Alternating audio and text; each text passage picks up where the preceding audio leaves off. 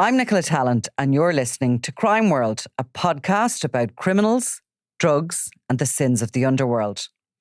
We're Ireland's top podcast for 2025, and now we've got a new website.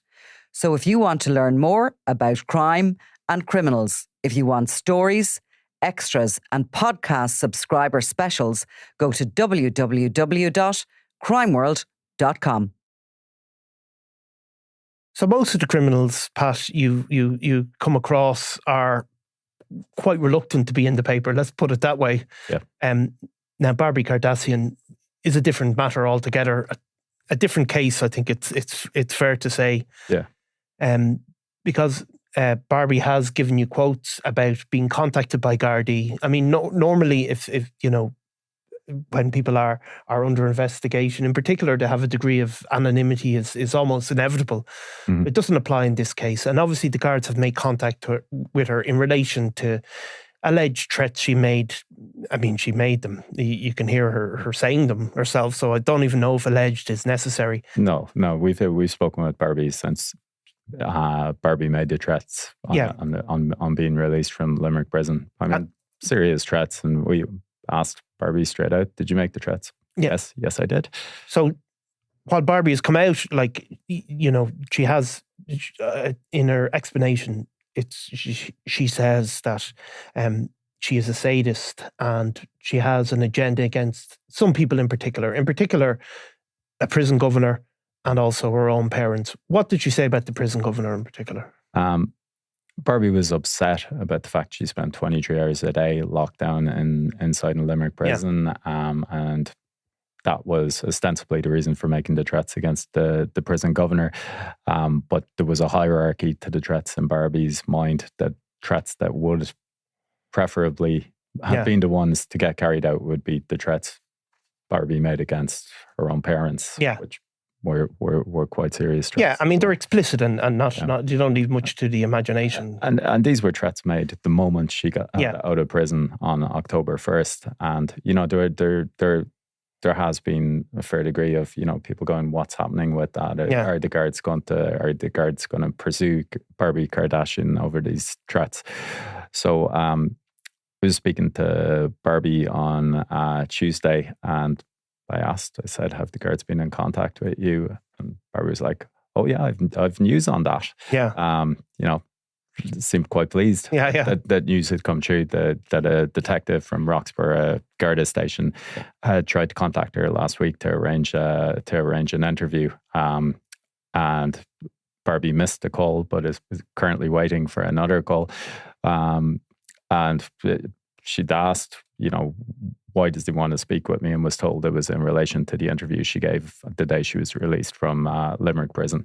Again, it's a slightly curious way of going about it, but I suppose Barbie Kardashian isn't hard to track down, all things considered, if they want to. Now, a threat against somebody is slightly more complex maybe than some people think, you know, like if two kids are in the playground and one says, I'm going to kill you, that might not be a prosecutable offence. No. Now, it's obviously very different if somebody calls to your door with a shotgun and says, if you don't give me the money, I'm gonna kill you. Because, you know, in order for a case to be successfully brought, the person who receives the threat for a start has to be in fear, and other things can be taken into account about, you know, if somebody has a gun, that obviously increases the chance of conviction. It almost makes it inevitable. So a case like Barbie's, where the person is making these threats, the guards, in fairness, would have to go to the people who've spoken about. If that person says, look, I don't care, that's ridiculous, there probably couldn't be a case, but they'd have to go and get a statement, and they'd have to assess if there's a degree of fear, and then they would go back to Barbie Kardashian. So it's probably, although some people thought just, you know, pick Barbie up straight away, it's not. Yeah.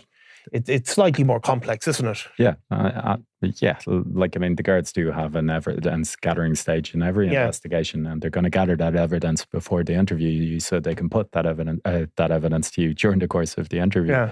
Now, Barbie said that, you know, maybe it's that the guards didn't take this matter that seriously, because why wasn't Barbie picked up immediately after making the threats, but is also aware that there is an evidence gathering stage to an investigation. Really said, there's a certain amount of worry now because Barbie really doesn't want to go back to prison. No. Is terrified of the thought of going back to prison. So there's a certain amount of worry, but she's happy to be interviewed by the guards, and was asked, do you mind if we put this in the paper? I was told no, I'm very happy for it to be in the paper. Now, obviously the reason we're talking about Barbie Kardashian, for a few reasons, I suppose. One of them is that she is a serious criminal. Her convictions are not trivial or no, she's 15 previous convictions for everything from sexual assault to threats to kill.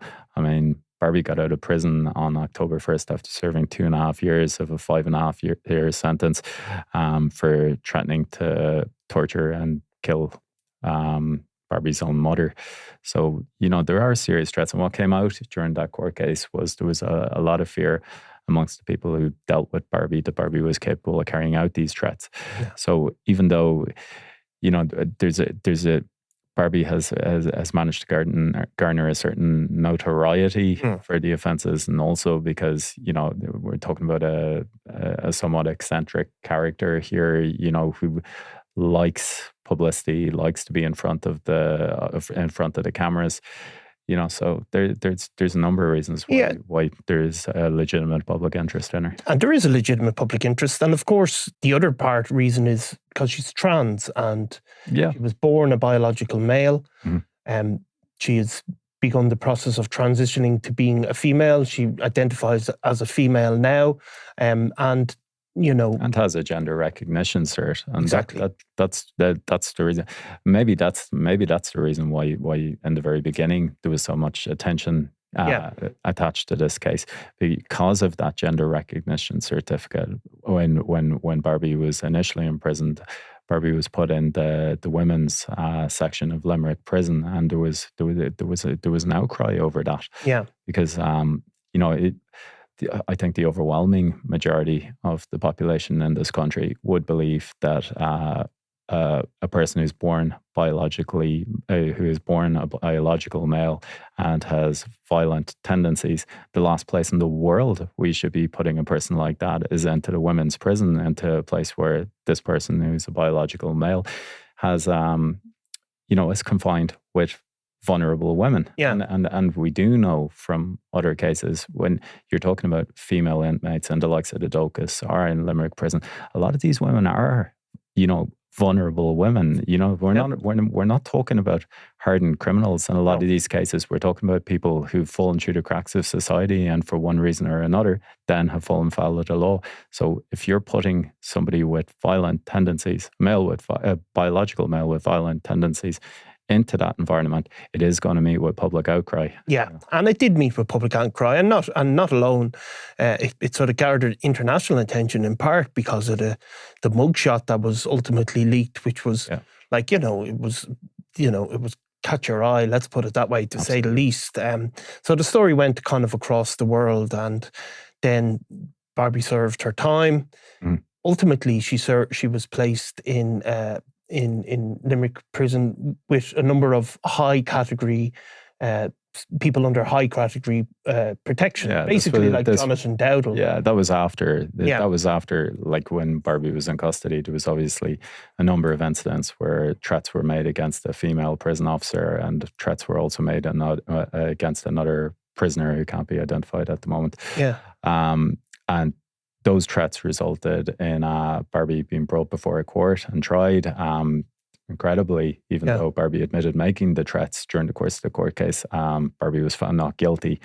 But an order did come true from the Department of Justice that Barbie was to be moved from the women's prison and moved into the men's prison, where she was housed on the same wing where, as you say, Jonathan Dowdall was incarcerated, and also Freddie Thompson.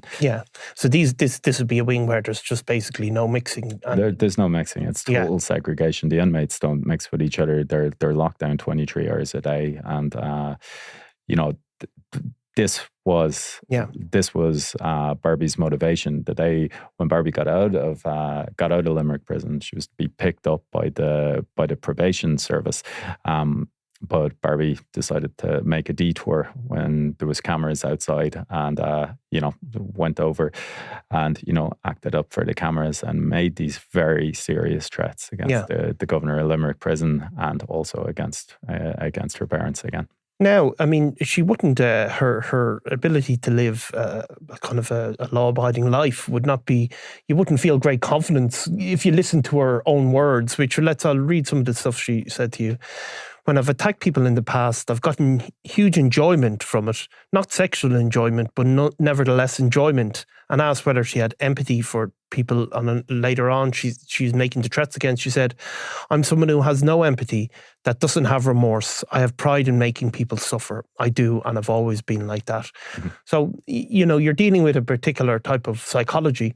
However, on a personal level, she's been very polite and with yourself, has she? Yeah, very polite. And like I know when you hear those words, you automatically think, Jesus Christ, what's this person capable of? It's an ordinary reaction. But what we do know is, since coming out of prison on October 1st, there haven't been any incidents that would align with the statements made during that interview. Yeah. In fact, Barbie was the victim of a violent assault. Yeah. Just walking along the street, minding her own business, gets assaulted out of the blue. Now, that's actually under a Garda investigation at the moment. But subsequent to that assault, and not necessarily because of the assault, but there was a plan in place to move Barbie out of Dublin, and Barbie is now living in County Meath, and just is trying to get on with life. And hasn't come to the attention of authorities for anything negative since October 1st. So, there's a very difficult job being done by the state here. There is balancing the best interests of somebody who has been in care from a very, very, very young age, who has serious psychological difficulties, balancing the best interests for her against balancing the best interests for society at large. Yeah. On one hand, Barbie makes these threats. Yeah. On the other hand, we haven't seen any evidence over the last 3 months that there's any intention in carrying these threats out, bar what Barbie says. Yeah, and I suppose what she has been convicted for in the past, showing that she is certainly capable. And there is always a word of caution. Yeah, because there was psychologists who testified during previous trials saying that they believed she is capable of carrying out the threats. And when you hear her speak, she's a curious mix of sort of self-awareness and articulacy, mixed with an innocence, right? Yeah, but also mixed with a sort of sinister word, genuinely sinister words. Yeah, and again, that's probably one of the most troubling aspects about Barbie Kardashian. That on one level, you can talk to somebody who's very polite and appears to be trying to almost ingratiate herself with the people that she's talking to, and on the other hand, is capable of making threats and, according to psychologists, is capable of carrying those threats out. So it's an unusual mix. Yeah, it's not a straightforward story. No. Okay, Pat, thanks very much.